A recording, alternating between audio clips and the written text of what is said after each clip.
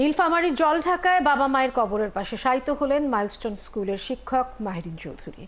এর আগে দুপুরে অ্যাম্বুলেন্সে করে মৃতদেহ পৌঁছায় তার গ্রামের বাড়িতে। সেখানে শেষবারের মতো তাকে দেখতে ভিড় করেন আত্মীয় স্বজনরা।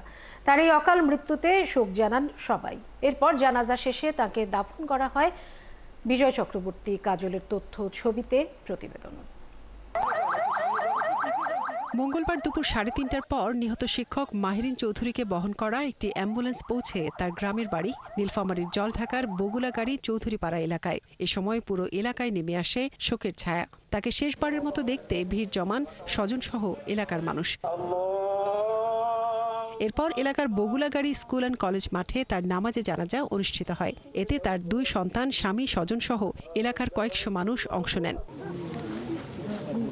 পরে বাবা মায়ের কবরের পাশে মাহিরিন চৌধুরীকে দাফন করা হয়। এখন মাহিরিন মিস ভালো ছিল, ওর বাচ্চাদের বাঁচাইতে গিয়ে আসে কিছু বাচ্চা বের করেও নিয়ে আসছে।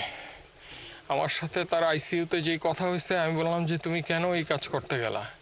বলে আমার বাচ্চারা আমার সামনে সব পুইরা মারা যাচ্ছে, আমি এটা কিভাবে সহ্য করি।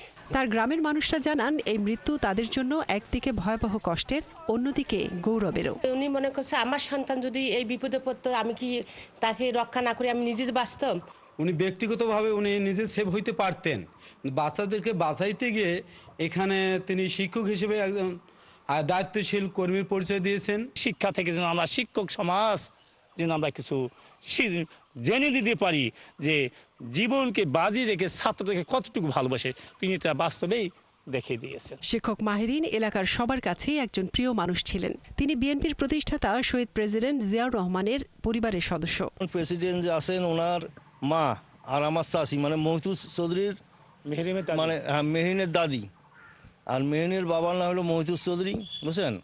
ওনার মা আর প্রেসিডেন্ট জিয়ার মা আপন বোন। নিহত মাহিরিন চৌধুরী মাইলস্টোন স্কুল অ্যান্ড কলেজের স্কুল শাখায় পড়াতেন। সোমবার বিমান দুর্ঘটনার সময় নিজের কথা না ভেবে সন্তান সমতুল্য শিক্ষার্থীদের ক্লাসরুম থেকে সরিয়ে নিরাপদে নিয়ে যান। এক পর্যায়ে নিজে আগুনে আটকা পড়েন।